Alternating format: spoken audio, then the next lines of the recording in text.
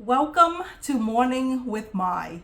If you are looking for a community of people who wants to read through the entire Bible in 1 year, you've come to the right place. Today is Sunday, January 14th, and we will be reading from the book of Genesis, chapter 38 through chapter 40.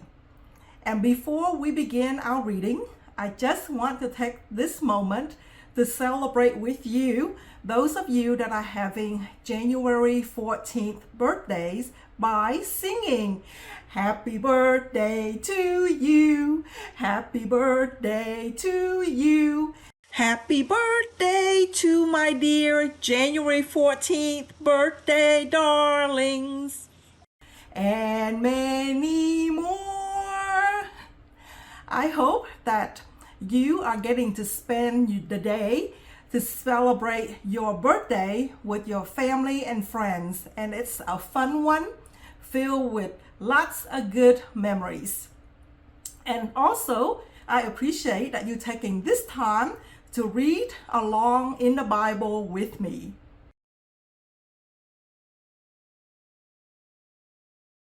I am using the King James Version of the Holy Bible.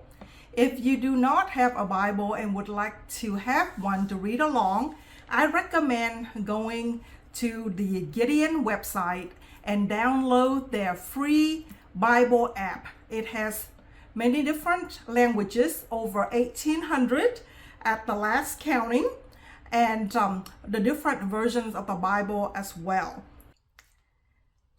Let's read chapter 38 of the book of Genesis.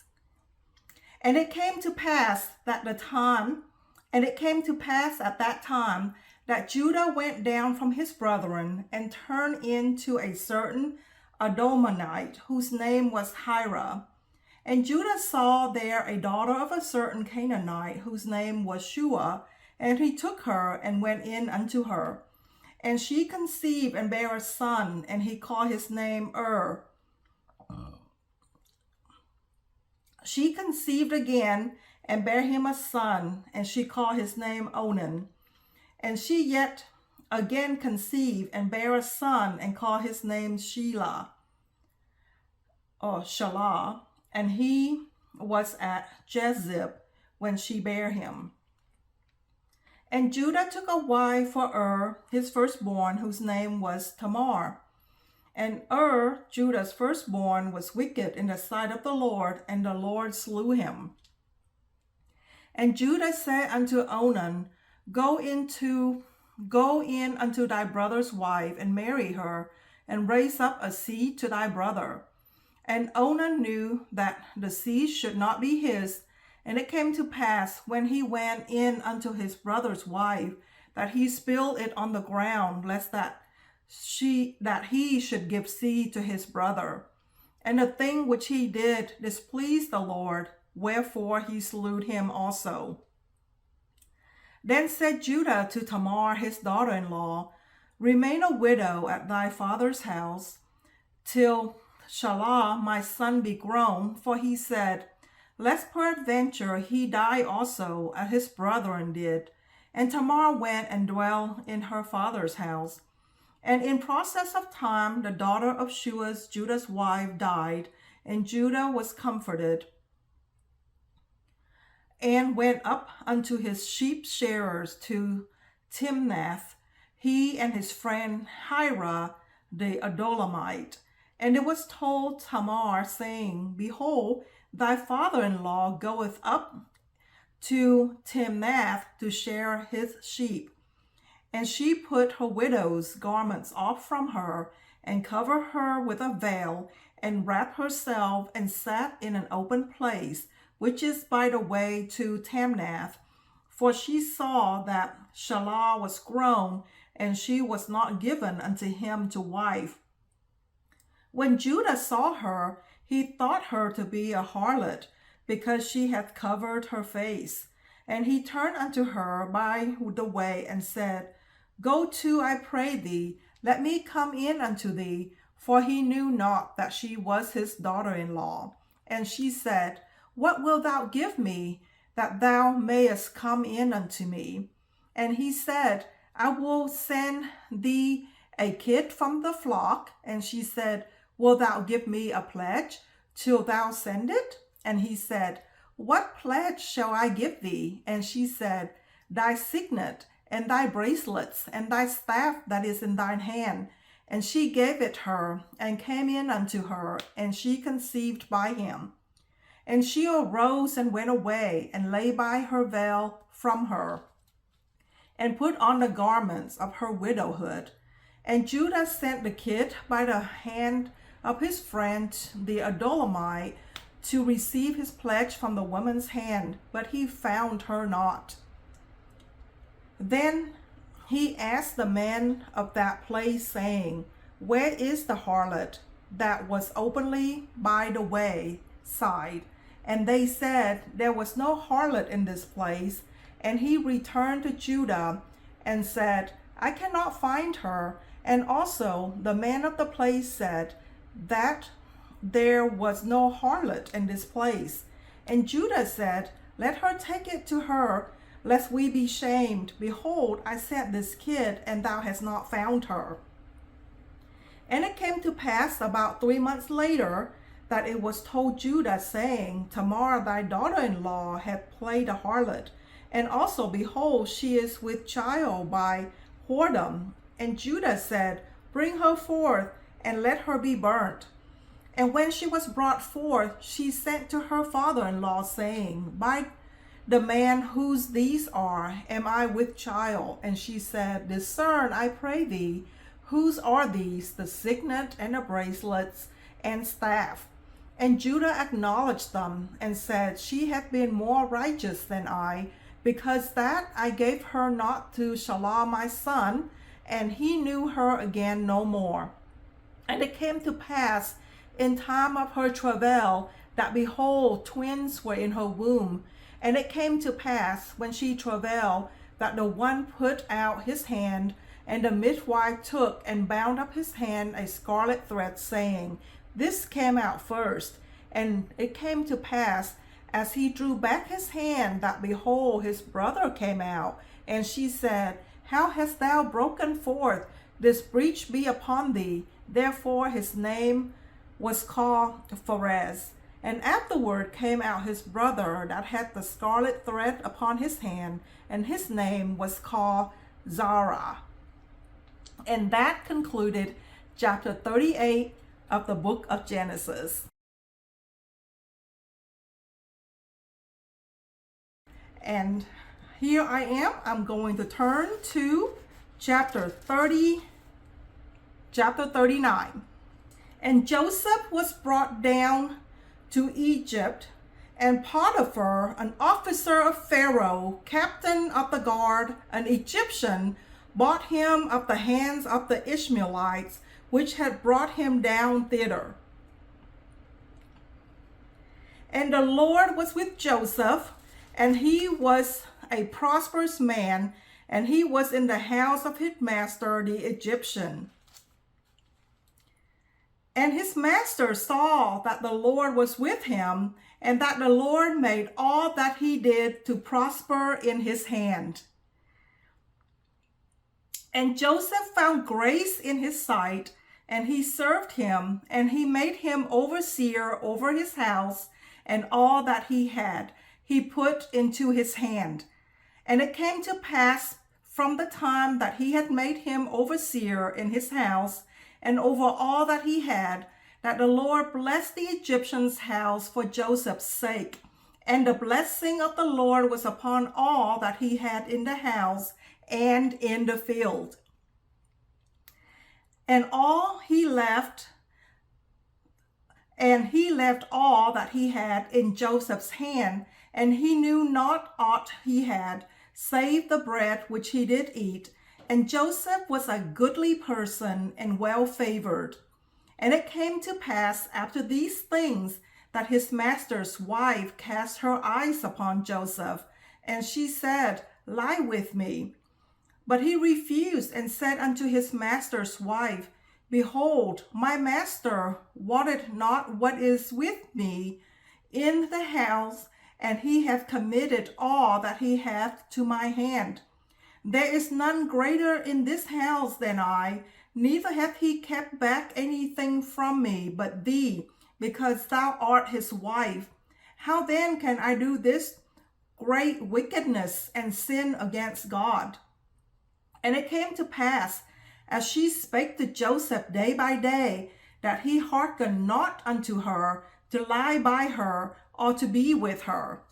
And it came to pass about this time that Joseph went into the house to do his business, and there was none of the men of the house there within. And she caught him by his garment, saying, Lie with me. And he left his garment in her hand and fled, and got him out. And it came to pass, when she saw that he had left his garment in her hand and was fled forth, that she called unto the men of her house and spake unto them, saying, See, he hath brought in a Hebrew unto us to mock us. He came in unto me to lie with me, and I cried with a loud voice. And it came to pass, when he heard that I lifted up my voice and cried, that he left his garment with me and fled, and got him out. And she laid up his garment by her until his Lord came home. And she spake unto him according to these words, saying, The Hebrew servant which thou hast brought unto us came in unto me to mock me. And it came to pass, as I lifted up my voice and cried, that he left his garment with me and fled out. And it came to pass, when his master heard the words of his wife, which she spake unto him, saying, After this manner did thy servant to me, that his wrath was kindled. And Joseph's master took him and put him into the prison, a place where the king's prisoners were bound. And he was there in the prison. But the Lord was with Joseph, and showed him mercy, and gave him favor in the sight of the keeper of the prison. And the keeper of the prison committed to Joseph's hand all the prisoners that were in the prison, and whatsoever they did there, he was the doer of it. The keeper of the prison looked not to anything that was under his hand, because the Lord was with him, and that which he did, the Lord made it to prosper. And that concluded the reading of chapter 39 of the book of Genesis. We will now begin reading chapter 40 of the book of Genesis. And it came to pass after these things that the butler of the king of Egypt and his baker had offended their lord the king of Egypt. And Pharaoh was wroth against two of his officers, against the chief of the butlers and against the chief of the bakers. He put them in ward in the house of the captain of the guard, into the prison, the place where Joseph was bound. And the captain of the guard charged Joseph with them, and he served them, and they continued a season in ward. And they dreamed a dream, both of them, each man his dream in one night, each man according to his interpretation of his dream, the butler and the baker of the king of Egypt, which were bound in the prison. And Joseph came in unto them in the morning, and looked upon them, and behold, they were sad. And he asked Pharaoh's officers that were with him in the ward of his Lord's house, saying, Wherefore look ye so sadly today? And they said unto him, We have dreamed a dream, and there is no interpreter for it. And Joseph said unto them, Do not interpretations belong to God? Tell me them, I pray you. And the chief butler told his dream to Joseph, and he said to him, In my dream, behold, a vine was before me, and in the vine were 3 branches, and it was as though it budded, and her blossoms shot forth, and the clusters thereof brought forth ripe grapes. And Pharaoh's cup was in my hand, And I took the grapes and pressed them into Pharaoh's cup, and I gave the cup into Pharaoh's hand. And Joseph said unto him, This is the interpretation of it. The 3 branches are 3 days, yet within 3 days shall Pharaoh lift up thine head, and restore thee unto thy place, and thou shalt deliver Pharaoh's cup into his hand, after the former manner where thou wast his butler. But think on me when it shall be well with thee, and shew kindness, I pray thee, unto me, and make mention of me unto Pharaoh, and bring me out of this house. For indeed I was stolen away out of the land of the Hebrews, and here also have I done nothing, that they should put me in the dungeon. When the chief baker saw that the interpretation was good, he said unto Joseph, I also was in my dream, and behold, I had 3 white baskets on my head. In the uppermost basket there was all manners of baked meats for Pharaoh, and the birds did eat them out of the basket upon my head. And Joseph answered and said, This is the interpretation thereof. The 3 baskets are 3 days. Yet within 3 days shall Pharaoh lift up thy head from off thee, and shall hang thee on a tree, and the birds shall eat thy flesh off thee. And it came to pass the 3rd day, which was Pharaoh's birthday, that he made a feast unto all his servants. And he lifted up his head of the chief butler and of the chief baker among his servants. And he restored the chief butler unto his butlership again, and he gave the cup into Pharaoh's hand. But he hanged the chief baker, as Joseph had interpreted to them. Yet did not the chief butler remember Joseph, but forgat him. And that concluded the reading of chapter 40 of the book of Genesis.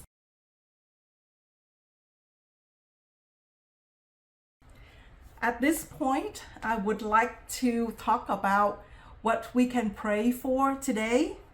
Today being Sunday, let's pray for our church, the company that we work for, and also pray for the community that we live in.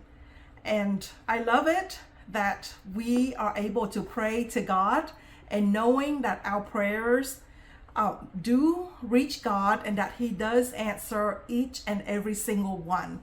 It may not be the way that you would want it, but just remember and know this, that it will always be in your best interest that God answer your prayer. He will answer in the way that is best for you. So whether it's exactly as you ask God for or something different, just remember God has your best interest at heart. Also, when you work for a company or when you are your own boss, it's always a good idea to lift up the company to God, so that way He can help you be profitable. And the same can be said of your community that you live in. Pray for the people, pray for the leaders, pray for your neighbors, and whenever there is a need in your community that you can help directly, that will be awesome, whether that's through money, time, or through prayer. Just remember on Sunday to pray for your church, your community, and your company. And at this point, I would like to introduce the action verb of the day, which is serve. In honor of Joseph, who has been very faithful in all the places that God had placed him, he has served faithfully. And that's the action verb of the day. Whether it's serving your family, serving the company that you work for, serving your community, just remember, your action verb of the day, as you think about on Sunday, is serve.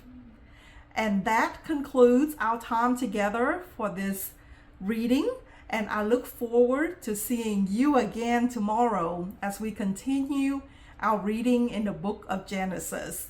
Until then, have a cheerful day.